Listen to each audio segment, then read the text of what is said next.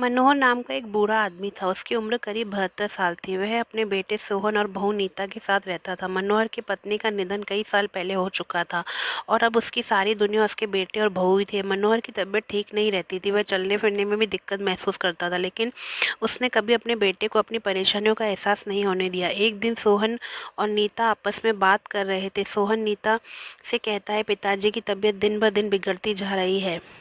मैं सोच रहा हूँ कि डॉक्टर को बुलवा लूँ। नीता कहती है, सोहन, डॉक्टर बुलाना ठीक है, लेकिन हमें यह भी सोचना होगा कि अगर पिताजी की कोई लंबी बीमारी है तो हमें क्या करना चाहिए।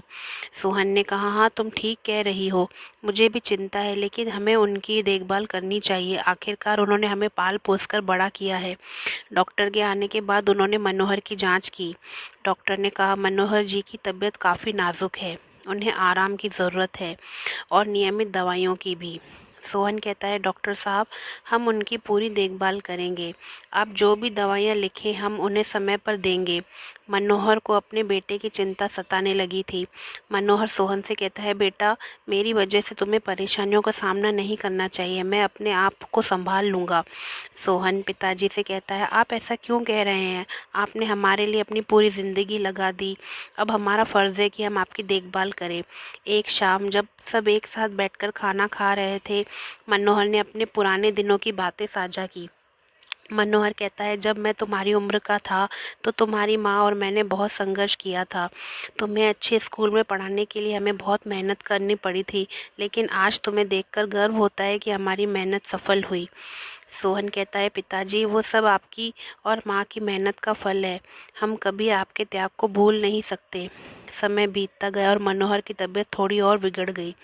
नीता सोहन से कहती है, हमें पिताजी के लिए एक नर्स रखनी चाहिए। वह अब और ज़्यादा देखभाल के ज़रूरतमंद हो गए हैं। सोहन कहता है, हाँ तुम ठीक कह रही हो, मैं आज ही इस बारे में इंतज़ाम करता हूँ। नर्स के आने के बाद मनोहर की देखभाल अच्छी तरह से होने लगी, लेकिन सोहन और नीता ने कभी अपने पिताजी को अकेला नहीं छोड़ा। वे हमेशा उनके साथ रहते थे और उनकी हर छोटी बड़ी ज़रूरत का ध्यान रखते।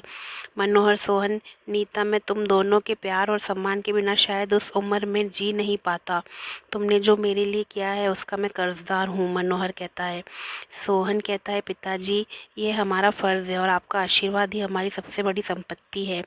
मनोहर ने अपनी आंखों में से आंसू भरकर अपने बेटे और बहू को गले लगाया और कहा, प्यार और सम्मान ही वह धरोहर है जो पीढ़ी दर पीढ़ी चलती है। तुमने मुझे जो दिया है वह तुम्हारे बच्चों को सिखाना। इस तरह मनोहर ने अपनी ज़िंदगी की अंतिम सांसों में अपने बेटे और बहू के प्यार और सम्मान का अनुभव किया। ये कहानी हमें सिखाती है कि बूढ़े माता पिता की देखभाल और सम्मान करना ही हमारे सबसे बड़ा धर्म है। दोस्तों, कहानी अच्छी लगे तो लाइक, शेयर, सब्सक्राइब ज़रूर कीजिए। धन्यवाद।